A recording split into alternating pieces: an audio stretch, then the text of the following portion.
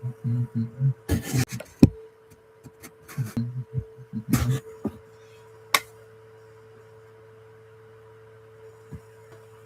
ever heard the expression, sometime we have a past that we try to forget about. Sometimes we don't want to bring it up. But then again, we some of us say we don't have a past. No, we were holy, everything was nice, everything was cool, everything perfect, right? All right, good. But some of us have a past that say we don't want to think about, we don't want to know about it, and we wish that it wasn't done. But we did it. Yesterday was yesterday, and done is done, and what you gonna do about it? So we'd like to bring you a little story, maybe a couple of stories here, about how sometimes your past can lead you into a bad situation, or bad situation can come about concerning or about your past. So like, eh, we like to tell you one story that really can say what happened. We're talking about a woman one time that was caught into adultery. Now, adultery, it was done. She was guilty. They brought her to uh, Jesus, right? And then they said, well, this woman's supposed to be executed, stoned to death, right? Because uh, the situation was really crucial, and this is her uh, penalty for doing what she did. Okay, we got that. Now, but Jesus turned around and said, hey, um, where are your accusers? She said, there are none. He said, well, I don't condemn you either. But anyway, we have people that will try to down you, criticize you, put you in a bad place behind things that you've done, even though, even though they don't even give you an opportunity to confess. They don't even give you an opportunity to explain yourself. And then again, sometimes we try to explain ourselves, and we mess up trying to explain ourselves. Let me tell you, it was an accident, it was a mistake. Well, come on now, something else went down behind that, right? Um, it didn't happen that way. It was not like that, not like that. Come on, all right. But anyway, so we see that even though you've done something really, really bad, when you come to Jesus, it's a different situation. And then another story is that uh, we have a young lady. Now, she's married. She's been married for 10 years now. 10 years. She had a past, right? So for 10 years' time, she been with her husband. No children yet. But the point of it is that she was good in society. She did good things, helped people out. She had completely, really reinvented herself. Beautiful place, beautiful lady. I mean, she carried herself nice. She able to talk with people, to do good things and everything. No problem in the home with her husband. They seem to get together and loving each other and all that stuff. But then one day, her husband come in, upset, fussing at her, cussing at her, and she upset. She's shocked now. What's going on? What's happening? Why you didn't tell me what you did in the past? What you mean? What you talking about? See, she has become completely forgotten because she had such a good time with her husband. All this stuff is past, is gone away. They let the past be the past and everything. They let sleeping dogs lie and all that stuff. Anyway, so she said, "Well, what happened? What's going on?" So he said, "Why did you tell me that you was out there dancing at a men's club, private club?" Well, right away he understands that what she was doing. Dances at a private club can mean many different things. Just dancing, or maybe going the extra mile, extra dollar, whatever. You know what I mean? But then she have to expose herself in different ways, which was that skimpy class, but really exotic type of sensual dancing. So she said that was a long time ago. You know what I mean? Even long time, even before they started dating, even, right? But the point of it is that you didn't tell me everything that you've done. Well, should she have told him everything she done? He's upset. Now he's getting ready to file for a divorce even for her past dude, her past things, everything, right? So then it's like, why? Sometimes people will bring up your past, those friends, those people, or public, whatever it is, and then how are they going to use with your past? What you going to do with your past? And then why would your husband come up and try to condemn you about what you've done in the past long time ago? Now, now another situation came up about the past is where there was a woman.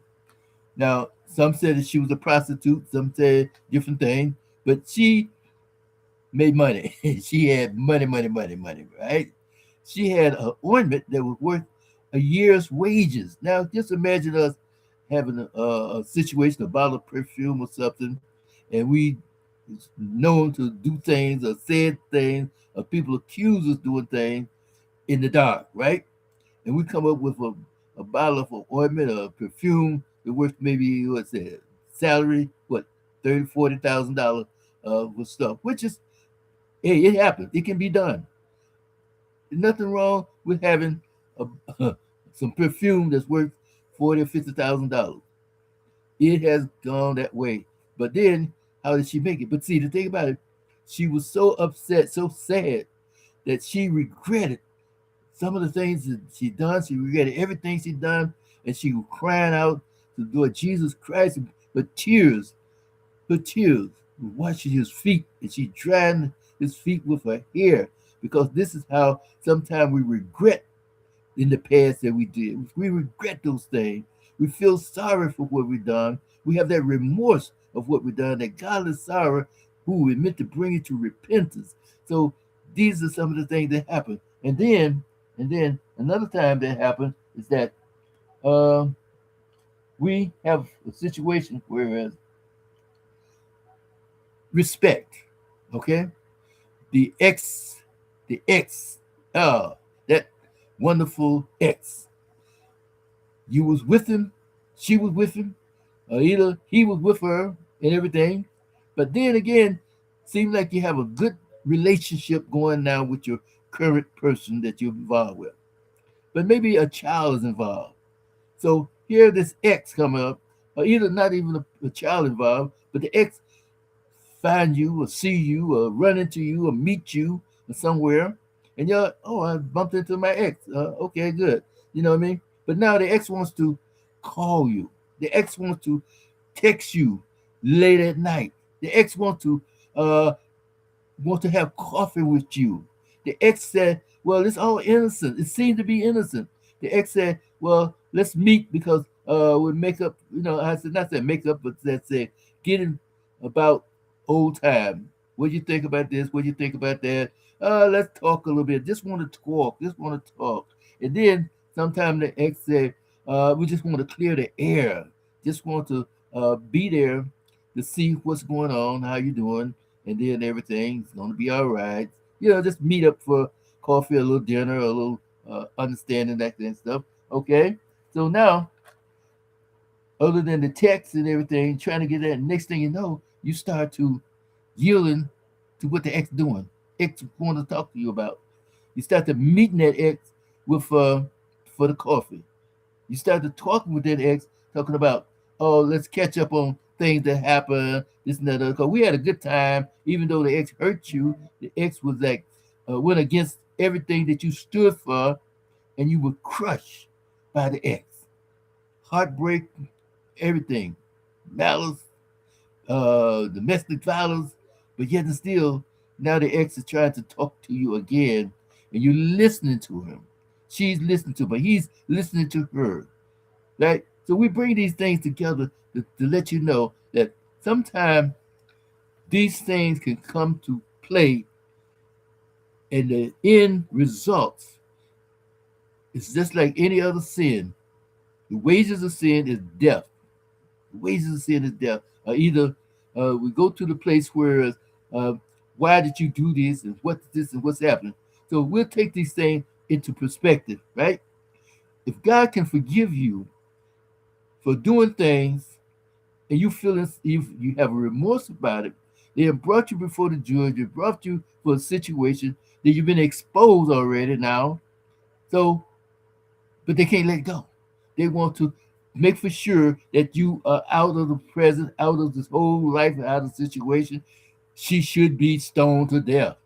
But you, you don't, how I say, we don't do it that way. Goodbye.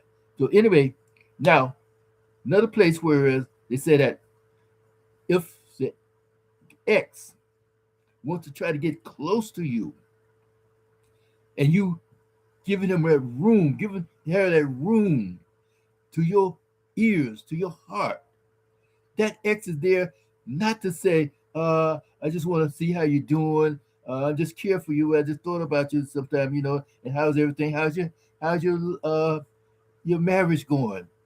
You know what I mean? I'm successful now. Is there anything I can do to help you? Oh no. But the ex said, let's talk together. Let's meet up. Let's have some coffee. The ex is, well, this is innocent because it's a friend. It's just a friend. No, the ex is not just a friend. The ex talking about want to talk with you, want to have a cup of coffee with you. Ex just want to meet up with you. Can I say touch bases with you. X has something planned. So the evil one is always cunning. He's always conniving. He's always trying to set you up for failure. And that's what that failure is, your demise. Your demise. Because eventually the marriage is going to die. And that's your execution. But we can avoid that by the husband either trying to talk with you. That's why we set boundaries up front. Boundaries. Talk with each other, speak with each other. Let it be known that when we get married and everything, even when you were dating, talk to each other about the situation. Talk to each other about things that can happen. You know, well, I met my ex. Well, are y'all gonna get together or what? No, well, maybe just a cup of coffee. Well, let me tell you something, if you don't mind. I'll tell you something because see, the ex is trying to get to you. He's trying to get into your situation. So, well, no, we just friends. Well, why didn't he keep you while he had you? Oh, well, he was a cheater. He did this, or she did that, da da da, da da. Well, then what make you so sure that y'all gonna just be good friends now?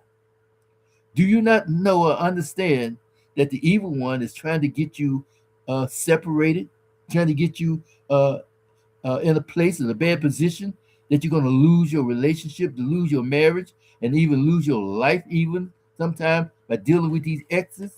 Because the ex, that's why he is called an ex. That's why she's called an ex. So if everything's going good, if everything's not going good, then you should let me know that maybe I can step up my game, step up my situation to help you, to be there for you, to do these things in the compassionate way, the good way, to be humble, to be understanding, uh, to not to be going against what you got and everything, but to let you know that I love you so much. I care for you, that compassion and consideration for you, that if you want to go meet with your ex and everything, then guess what? Then you're going to have to, hey, I let you go. Now I'm going to let you go, but you have a freedom to go. But therefore, we won't be together here. You can pack your bags, or either I can go pick up that phone and call the lawyer. We'll start the paperwork rolling. Oh no, it's not like that. Da, da, da. But after, then why are you so friendly towards the ex that hurt you, that left you? Your ex is not doing anything to say to promote your marriage. They ask you about, oh, how's everything going? Or, is there anything I can do to help you or whatever? There's no kids involved. Okay, good. So you can ask those questions. But you can ask them either phone call, that one phone call that you talk to them. You ain't got to go outside to talk. You can talk to them right here, right now. Whatever you have to say, it's not a secret. Why you have to be so secretive to talk to your ex? Why you have to be going to a place, going to meet with coffee? We have a dining room, we have a kitchen, and we have good coffee. Let him come over. and make a cup of coffee. And then when you finish the coffee, let him know he just don't stop by. Just don't stop by because there ain't no reason to stop by. Y'all can talk, get everything you got to get out of your system. If you need healing, then let it be known you need healing, and we can go get that stuff cleared away. Get your counselor, therapist, whatever you have to do. Talk to your ex, because I will talk to you. If I have to talk to your ex, it may not be too nice. Because I'm telling you right now, as a man to man, the man that knows about a man knows that he ain't there just to say hello, how you doing? Oh, we were just friends, we were good friends, and this, that, and we were together, this, and that, the other. Boom. No, we ain't going that way. And then another thing too, because if this ex is going to call you, text you at 2 o'clock in the morning, 12 o'clock in the morning about something next day, why come he can't call you, text you at your office? Huh? Come on now. Why I gotta wait till 1, 2 o'clock in the morning to call you or to text you? So evidently he's up to something that's no good. And if I find out or see that you entertaining him, then hey, you gotta go because we can't be together like that. Especially if you're not telling me the truth and you being friendly with your ex. So this is why so many times the ex has destroyed marriages and relationship, even going against the principles of good salvation, going against the principle of godly principles, godly acting, and everything, right? X have really destroyed things because X is an agent from the evil one.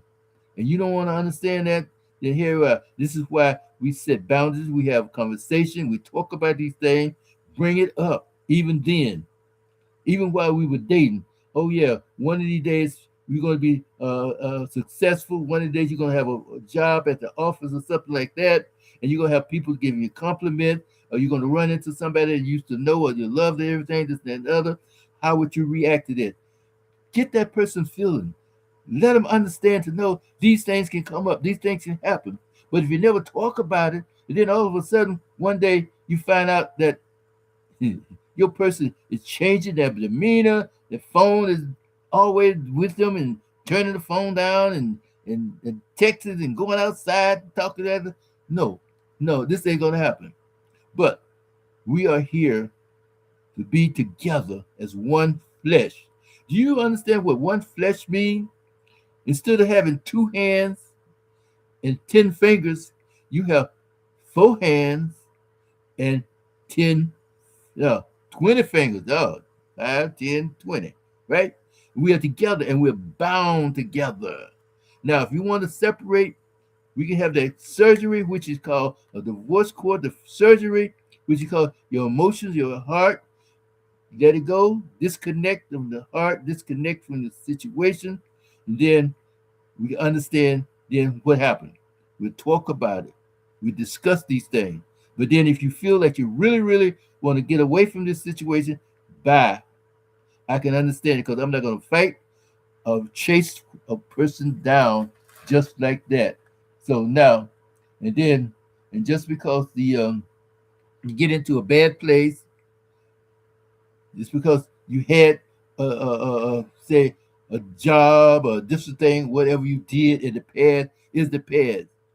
So if your spouse or your significant other, your wife or cousin, can't understand that you did something in the past, if it doesn't bring about a mental change, now we can understand that you've been hurt. We can understand that you've been devastated. We can understand that you've been so messed up in your depressed and everything that if you say something wrong, do something, it brings that trigger. That trigger can say, "Wow," that can cause a reaction and cause an emotion and cause a action. To say this is why we call them red flags. And we have these things. We have at least 15. No, we have about 19 different things we call red flags. We call uh, behaviors. We do things, and they have to be. We sit around sometime not knowing being how to say these behaviors acting on them and everything, not knowing that these behaviors will send us to a place of death. Death. So we sit around and let these things really put us in that place of being capital punishment. And capital punishment, you know what that means. Yeah. It stops. The connection with God stops. The connection sometimes with your life stops. Connection with your marriage stops. Just connection period stops. So how you want to do these things? You want to hold on to your bad deeds, and this is what some people do. They like, well, I did it. It doesn't matter. It's okay. Okay. It's your past, and everybody has a past. Most everybody, I say, okay, come on now. Some people like say it's been squeaky clean all their life. That's good, beautiful, bless you. But then there's some people like say don't even want God to know what they did, but He knows anyway. So you hide these things. No, it's to hide them, but you just keep them closed. You don't tell everybody everything you did. So now, if you're a billionaire now, and it used to be a dishwasher, you don't have to tell your ex, "Oh, I used to be a dishwasher." You don't have to tell them that if you don't want to.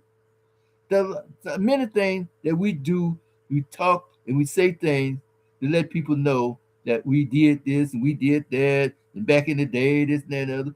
Some things is good.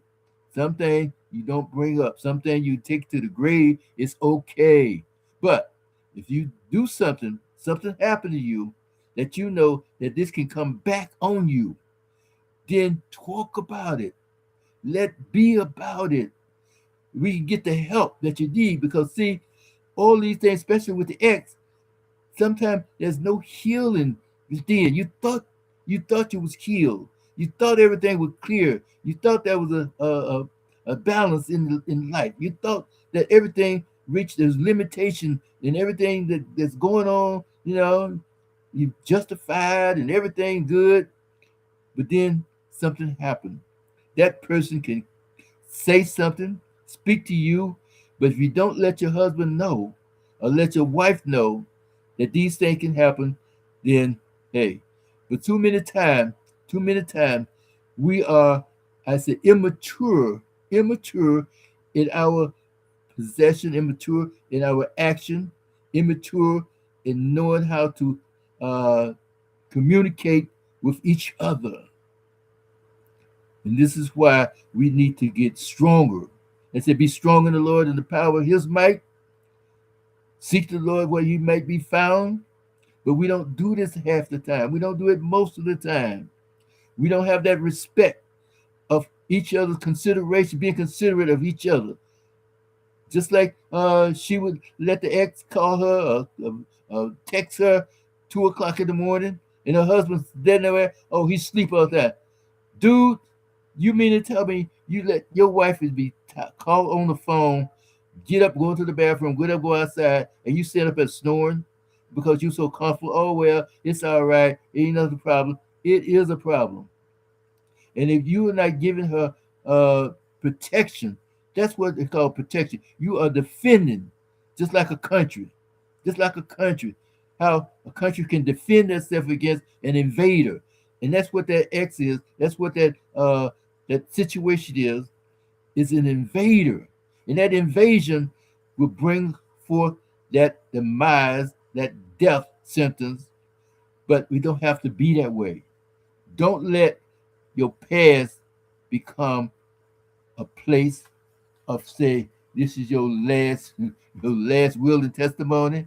Don't let your past become uh your execution. Because see, the wages or the penalty of sin, sin, period, is death. But then God said he can forgive sex. Just ah forgive sin, that is. All right now? So this is what we're supposed to do. This is what we have to do. This is what we must do. Forgive each other. Whether we take each other back or not, or whether we do this, but don't let it get that far, what I'm trying to say. You're gonna have people talk about, oh well, don't do this, don't do that, don't do this, don't do that, because of that past. Well, you used to do this, you used to do that, da da da da. Y'all had a good relationship. Okay, it was a good relationship, but it's over. And when it's over, don't let somebody come and reunite it or resparkle those flames again. Leave the woods in the forest. Don't be chopping down no tree to build no flame so that she can go running out there for the campfire. But don't get upset about it. In other words, be there to protect her. Be there to defend her. Be there to defend a territory. But how you do it is important. What will Jesus do? And this is why we come today. That so much stuff is happening out here in this world, in this community, in this situation. Whereas things can go wrong all day long. So this is why I encourage you. At least read those 19 different behaviors, the red flags they call it, toxic behavior, not showing gratitude, uh, so many different things that's there that we come across each and every day, but we pay no attention to it. Arguments, arguments, and then insulting each other, calling each other names. We don't understand and know that the insult that you insulted me with fell on Jesus. Because every time you insult a person, that insult goes into the kingdom, and then like, whoa, why you do that? So we keep talking about each other, deflecting on each other, doing bad and evil things, talking about each other, everything. But for what? Why? Talk to each other first. Talk to each other. And if you can't really talk to each other, then let it be. Let it go. Get some help. Or either part. Don't say I said part. That's what I would do. I would part. Okay? Then we'll put it that way. All right? Because I'm not supposed, I can't tell you what to do. Anyway, you know, you ain't going to do it anyway. So that's right, too. But these are some of the things they want to bring up to wonderful people, that these things can happen. We let our past and people tell us, say things to us, bring it up, our past, and that shame and guilt that we had before, instead of saying, hey, I did it, so what? Or either, don't worry about it. Did you do it? You know you did that there, and leave it alone. You can tell them, say, look, leave it alone. It's done. It's over with. Whatever happened, if that's what you want to believe what you got to believe, because I can't get it to your head to believe anything. Well, just go ahead on and admit it. Admit it. I don't have to admit nothing. You know what I mean? Oh, how many times have I been cornered like that? You know what I mean? I've been cornered like that so bad. You wasn't there. I was there. They were there. She was there. Well, she was there. But if she don't tell, I'm not telling. And if she says something, I can like, hey, what she says is what she says. I don't have to admit that. I don't have to agree with you. I don't have to agree with anything anybody said. But then again, something like say with the dancer. So she was in a public place, in a private house, private club, whatever it is. But she did it then, and she did it to make her some money. She was legal at that time, or whatever the thing it is. And what happened was what happened. Now she's in a situation where she with her husband. They're supposed to be loving together and everything. But if he feel like he can't trust her, he can't get along with her, and he don't want to accept her, he got to go. Either she can go. That's why I always tell people, prepare yourself for any eventuality. And that's why we say, get closer to the Lord, and He will direct your path. That's why you will trust in Him with your whole heart. All right, guys? So think about it. And don't forget, ask me about those 19 different behaviors, the red flags that we look over, pass by, don't pay attention to, and being so naive about each and every day, that if we do these things, you'd be surprised how much it can help in a relationship. With that in mind, take care, and then share this out. Share this out. Wish that you would. Give us some feedback. Talk to us. All right, we're here for you. And then we're going to be talking about Oh, okay. Hmm. Okay. There you go. There we go. There you go. And and we're going to be talking about the homosexual experience, talking about those people who wants to go to church, want to have a closer relationship with Lord Jesus Christ, and then they're not getting the help, they're not getting the support, and then they've been talked about being humiliated because of what they're doing, but then they still have a feeling that they can't let go of what they're doing. But we can help you. We can help you to let go.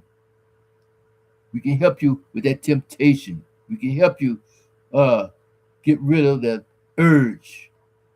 Leave that urge alone. And this is what happens. Because of the urge, because of the situation, sometimes, the desires, we keep doing those things. But we can help each other be strong and then resist the urge, resist the temptation, and come to the Lord Jesus Christ. And He will give you some grace, He will give you some joy that's unspeakable. So it is possible to be healed. It is possible to let go of the past. All right? Peace, grace, and love. Thank you.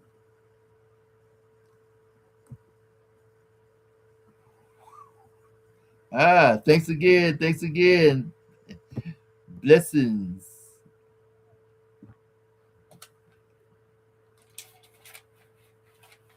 Woo.